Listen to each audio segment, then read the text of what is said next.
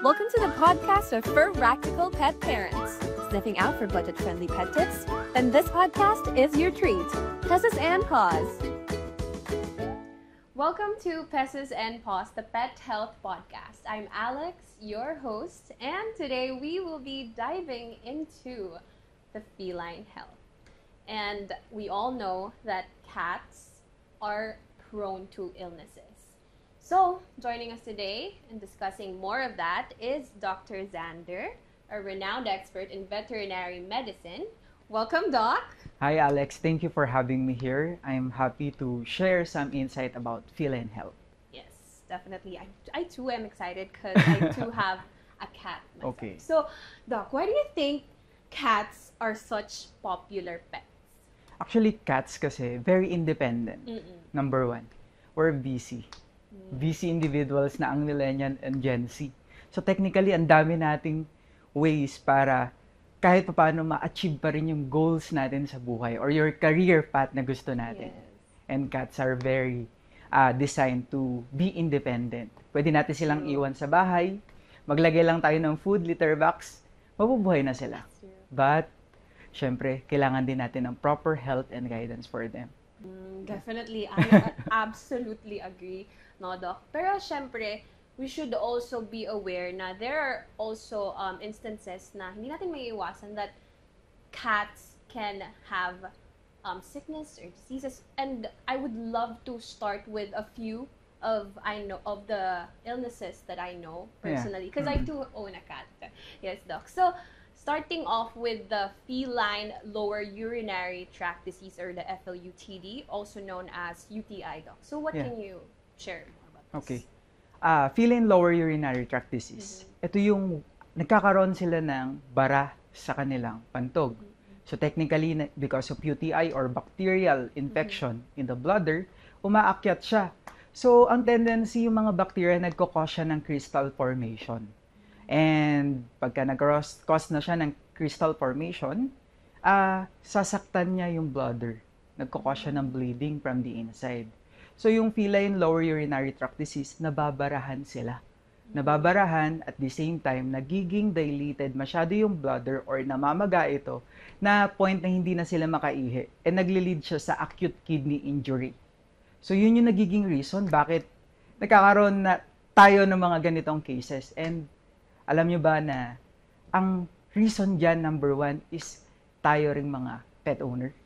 Kasi yung pag-spoil natin sa kanila, pagbibigay ng high salt content treats, which is, ang dami nating nabibili online.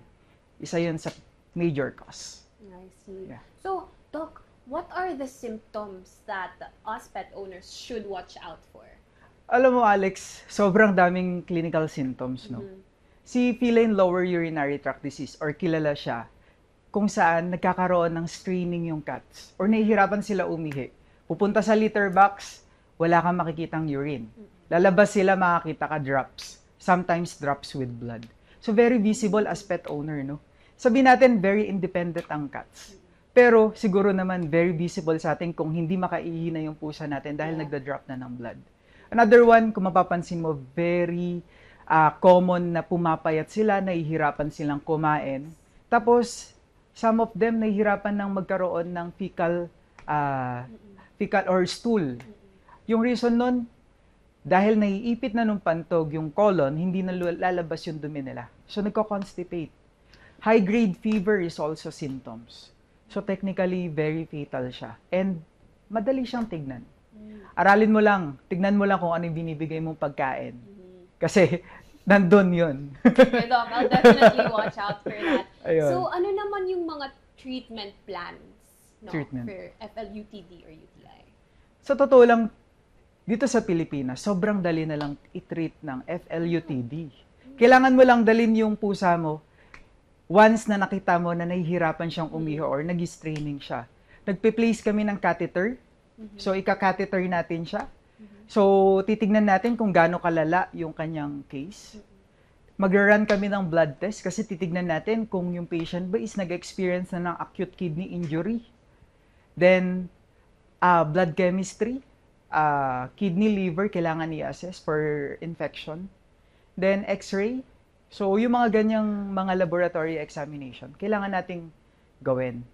In that way, mape-prevent natin yung further progression ng FLUTD, which is nasisira yung kidney nila kasi hindi sila nakakaihi. Imagine niyo na lang, tayo, kapag ka nagda-drive tayo, hirap na hirap tayong humanap ng CR. Yeah. So, how much more yung pusang ilang araw na hindi nakakaihi? Ganun siya kasakit.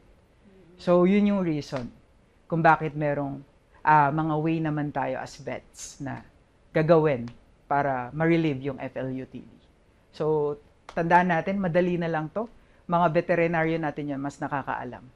I definitely agree, Doc. Siyempre, punta ka agad sa nearest vet clinic, no? Pag napansin mo to. So, Doc, earlier you mentioned about the chronic kidney disease or the CKD. Can you tell us more about this?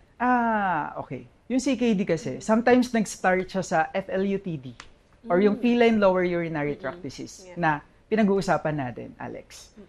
Yung chronic kidney disease, ibig sabihin may long-term na damage yung kidney niya. Hindi siya acute. Kasi meron siyang definition, no? It's acute and chronic. Pag acute, biglaan. Pag chronic, long-term na. Ibig sabihin, irreversible. Ibig sabihin, kapag ka-irreversible na ang kidney damage ng pusa mo, kailangan mo siyang ipa-check sa vet. And makikita mo yan kapag ka-emaciated na siya or payat na, hindi na masyadong kumakain or napapansin mo na very dehydrated, hindi na nagkakaroon ng elasticity yung skin nila. Kapag pininch mo, hindi na siya bumabalik regularly. So, yung CKD kasi, nangyayari siya kapag ka napoprolong or nahihirapan tayo na dalhin dahil siguro busy tayo, no? So, yung acute kidney injury, nako-convert siya into CKD in a long run. So, nagtatransform siya kasi hindi mo tinitreat kung ano yung pinagsimulan ng problema, which is UTI lang. Okay. So, yun. So, it's a more severe case of UTI. Oo, which is irreversible.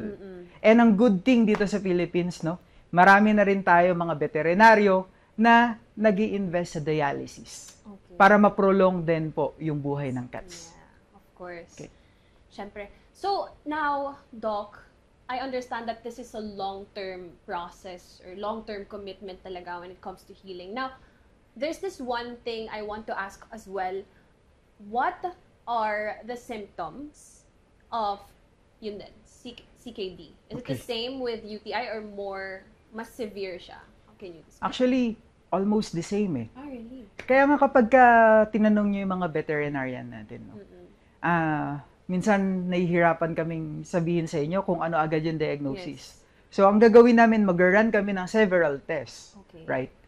So, dun lang namin ma-determine kung yung patient ba is may CKD, AKD, or UTI. So, yun.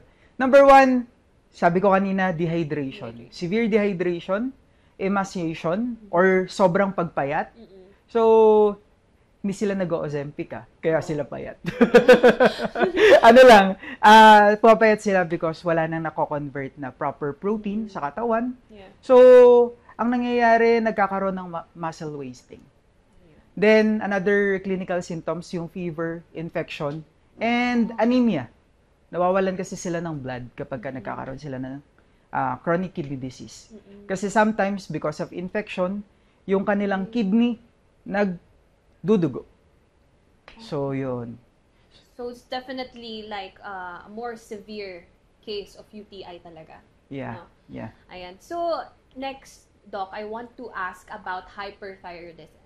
How does it affect our cats? Okay. Lagi kasi tayong wala, right? So, yun naman yung downside ng mga career person like millennial, Gen Z. So, syempre, we're striving into nakarelate ako doon. Nakarelate ka, Alex. Yeah. Okay. Number 1 kasi, hindi natin na rin nababantayan yung food nila. No?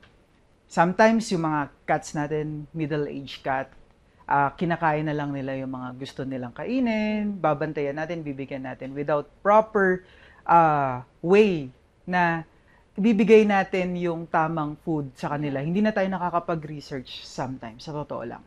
Hindi na rin tayo nakakapag-consult. So, yung ibang mga food nila, compact with other hormones na nakakasira sa kanilang thyroid. Another one, maaaring genetics ito. Ibig sabihin, maaaring yung parent ng cat mo or yung lolo or lola ng cat mo is merong hyperthyroidism. Tandaan natin, isa tong metabolic disease. Ano yung mga metabolic disease?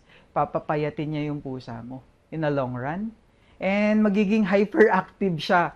Kung mapapansin mo, mag-change siya ng behavior. Dati, docile lang siya. Very malambing. Biglang biglang magzuzoomies. Yeah. Biglang So, pumapayat sila even kumakain. So, yun.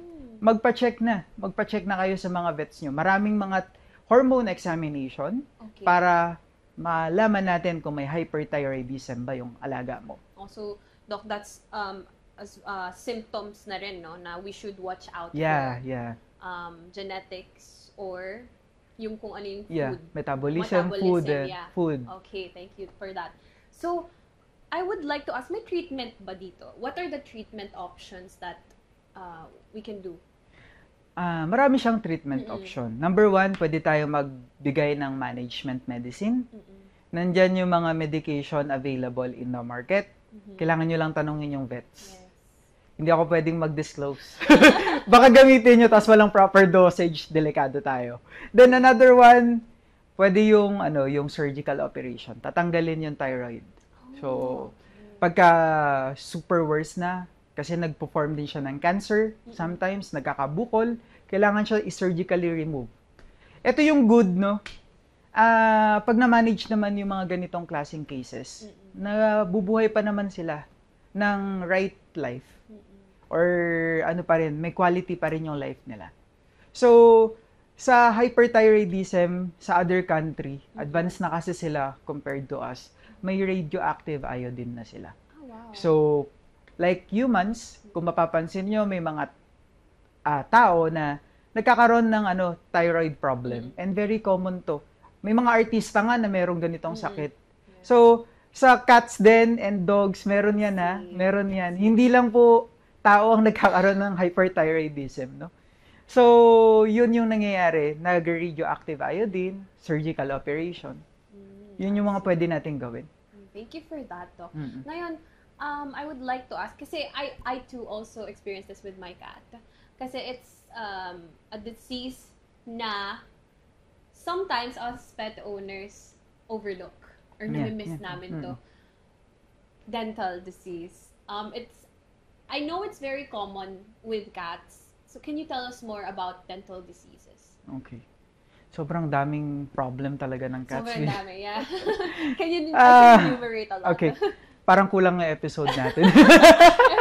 Okay. So, ganito yung gagawin natin with cats with dental disease. And paano natin siya, yung dental disease kasi, nagkakaroon ng bacterial infection sa mouth yung mga alaga natin. Yeah. Nag-start lang yan sa gingivitis. Mapapansin mo yung amoy ng breath nila is very foul na. Yeah. Mabaho. Amoy patis, sabi nga nila. So, pag nilik ka, tuwang-tuwa ka, pero pag ganun mo, amoy patis, di ba? So, yun. May mga ganun kasi. So, yung nasisira yung ipin nila sa continuous feeding din. Another one reason nito, malalaki yung kibble na nabili mo. So, nagka-crack yung kanilang ipin. So, papasukan ng bacteria, yung roots niya. Ano mangyayari sa roots? Magi-infect. Magkakaroon ng babaho. Another one, viral infection. Isang reason din yan bakit nagkaka-dental health sila. Dental disease, no? Yung viral infection like FIV or feline immunodeficiency virus, FELV, tinitrigger niya yung mouth para mag-sore. Okay. So, ina-attack ng immune system yung kanyang mouth. So, yun yung nagiging reason bakit nagkakaroon ng dental disease yung mga alaga natin. Bukod doon, di mo tinutoothbrush, Alex. I think kailangan ko mag-check out ng toothbrush ng pusa. Meron, to be honest, marami ng enzymes ngayon, probiotics, na you can use, you don't need na i-brush sila. Okay. May may mga kailangan na tayong, may tanong lang kayo sa mga vets nyo. Of course. And also, if you want, pwede ka magpa-consult sa akin. Meron ka ng bagong pasyente. So, Doc, I would like to ask naman, what are, you already told me how to cure it. Can you expound on that? Paano yung treatment when it comes to the dental diseases? Number one, kailangan natin ng blood test. Blood test. X-ray. Really? Yeah, dental X-ray is a Okay, must. dental x-ray. And another one, worst case scenario, CT scan. Kasi sometimes yung ipin nila, no, bumaon na talaga siya sa kanal. And yung iba, sa sobrang lala ng dental problem, nasisira na hanggang mandible. Yung mandible, yung jaw nila. So, yun. Sobrang expensive niya. Sobra. Yeah. Pero hindi siya, hindi siya reason ng vet para mag-ano ng money from pet owners. Kailangan namin yun to diagnose properly, to give significant or accurate diagnosis sa alaga natin and way ng treatment natin. So yun yun. So most likely sa feline dental health, no, ang pinakamagandang gawin dito, kailangan nyo lang magpa-consult at least every 6 months sa alaga nyo. Checking lang yon, oral checking, titignan lang visibility. Then siguro yearly na dental x-ray just to be sure na wala pang nasisira dun sa ipin nila. And number 1 na protocol ko sa clinic is yung viral screening test. Sabi ko nga kanina, yung mga viral screening test natin, very important kasi yung virus ay sinisira yung kanilang ipin. So, kaya very common dyan yung mga stomatitis or yung pamamaga ng oral cavity because of viral infection. Yung ginagawa pagka ganyan, surgical operation na. Dental prophylaxis, removal ng mga tooth abscess. So, yun yung gagawin natin, Alex. And sometimes nako-confine sila because of that. Oo nga. Pero thankfully, hindi pa naman ako nakakaranas na medyo bad breath lang yung cat ko, but not in an extent na sabihin natin they have dental disease na. Yan. Nagpa-check up naman kami, Doc. Don't worry. Very good. As a pet owner myself, you know. So, next, Doc, I want to ask about bacterial enteritis. Am I pronouncing it right? Yeah. Tama po ba? Galing, tama. Tama? Pwede nata ako mag-vet, Doc. Pwede. So, can you tell us more about bacterial enteritis? Bacterial enteritis is very common sa cats. No? Ang dalas nilang magtae. Kasi, yung pet owners, hindi ko kayo sinisisi, nag-alaga kayo ng pusa. Sinasabi ko lang yung mga problem natin. Number 1, continuous changing ng diet. Pagka hindi na kinain ng pusa mo, yung food na to, pupunta ka na naman sa food na to. Pagka hindi pa rin to kinain, pupunta ka na naman sa food na to hanggang nagtae na yung pusa mo. Hindi ba dapat ganun? Yeah, hindi dapat ganun. Okay. Ang kailangan mong gawin pagka nagkakaroon ng problem, tama ba yung frequency ng feeding mo? Baka naman nag-a-ad libitum ka, kaya hindi na kinakain, sawa na siya, sobrang daming kinain niya. Yeah. Behavioral. Okay. Then, number 2 na kailangan natin gawin kapag may mga ganitong cases, no? Kailangan magpakonsulta pa rin tayo sa vets. Kasi hindi natin alam, baka bacterial infection yung reason. Baka hindi lang basta-basta bacterial enteritis na very common, no? So, maaaring clinical sign kasi siya ng mga mas malalalang sakit. Yeah. So, ang daming way naman na malalaman natin or magagawa natin ng paraan yung mga ganitong case. Kailangan lang natin ng proper healthcare for them. When it comes to symptoms, Doc, ano yung pinaka-first na dapat naming i-watch out as pet owners when it comes to bacterial enteritis? Vomiting, bloody diarrhea. Yeah, very common yan. So, makikita natin yung litter sand. Ayan yung problem natin sa litter sand. Litter sand, yes. Kasi hindi natin na monitor, nagka-clump siya, no? So, ganun, maging mapanuri. Try natin kahit mabaho, try nating i-half into 2 para makita natin kung diarrhea ba yung laman nun or pupu talaga. Okay. Then, another one, yung color ng dumi. So, pagka reddish na or black, ibig sabihin meron na siyang blood. Really? Yeah. Okay. Wag lang tumagal masyado yung poop dun sa litter sand. So, syempre magiging black na talaga siya. Sabi ko kasi, parang encounter ako ng black poop ng cat ko. Hindi, baka kasi Okay. baka medyo tumagal lang ng konti. Yeah, So, yun, oo nga. mga ganun. Then, another one, kapag nakikita nyo, medyo rough na yung hair coat. Sometimes kasi, tayo din kapag nagkakasakit tayo, di ba, sa skin una nagmamanifest. Yung clear ng skin natin. Sa cats naman, sa coat nila. Then another one na clinical symptoms, nagkakaroon ng protrusion ng third eyelid. What's that, Doc? If familiar kayo sa protrusion ng third eyelid, ito yung yung parang yung mata nila, sumisingkit siya. Tapos yung kanilang eyelid, lumalabas pa ganito, pa half. Yeah. Really? Yeah. So, pwede makita natin doon kung nagtataiba yung pusa mo or in pain ba siya. Yan. I see, Doc. Thank you so much for that. How about the treatment when it comes to bacterial enteritis? Pag sinabi nating bacterial enteritis, pumapasok dyan, obviously, bacteria. Yeah. So, antibacterial therapy. Sometimes, pag dinadaan sa antibacterial therapy, confinement. I-admit na natin. And kung prolong or matagal na yung case nyo, nag-antibiotic na kayo, nire-request na namin kayo magkaroon ng bacterial culture. Okay. Bacterial culture, aalamin natin kung anong type and specific bacteria yung nasa pupo ng alaga mo or nasa tiyan ng alaga mo. In that way, anong gagawin natin? Madidetermine natin yung sensitive na antibiotic para sa kanya. At doon natin siya mapapatay. Yung bacteria, hindi yung pusa. Hindi yung pusa. Kinamagahan. Doon natin siya mapapatay. So, yun. Okay, so thank you for that. Doc, as a pet owner myself, I know the struggles, the emotional stress, and of course, the financial the financial stress is just different kapag we encounter these illnesses and lalo na when we go to the vet.